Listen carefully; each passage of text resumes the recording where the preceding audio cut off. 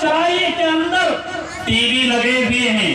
T V تو آج کم دیکھتے ہیں. ہر ایک کے پاس موبائل ہے.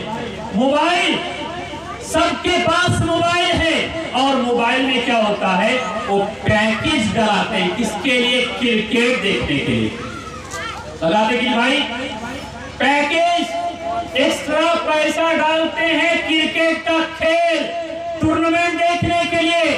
نوجوانوں غور سے سنیں, جو بھی نوجوان, جو بھی بچہ کرکٹ دیکھنے کے لیے پیسے لگاتا ہے, وہ پیسہ لاٹری کا لاتا ہے. لاٹری کے قسم ہے, اور لاٹری کھیلنا حدیث کے اندر سخت منع ہے. جو آدمی لاٹری کھیلے گا وہ سخت منع ہے.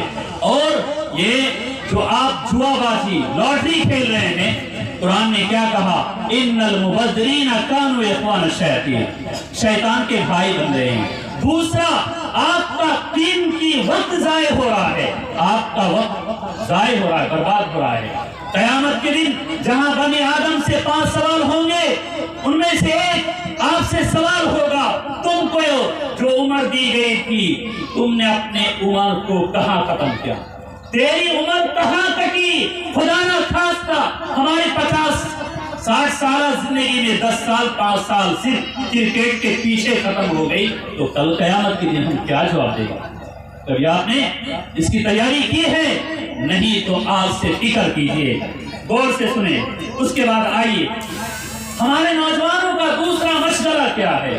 موبائل کے اوپر ہمیشہ گانا سننا, گانا دیکھنا, گانا سننا, گانا دیکھنا ہے.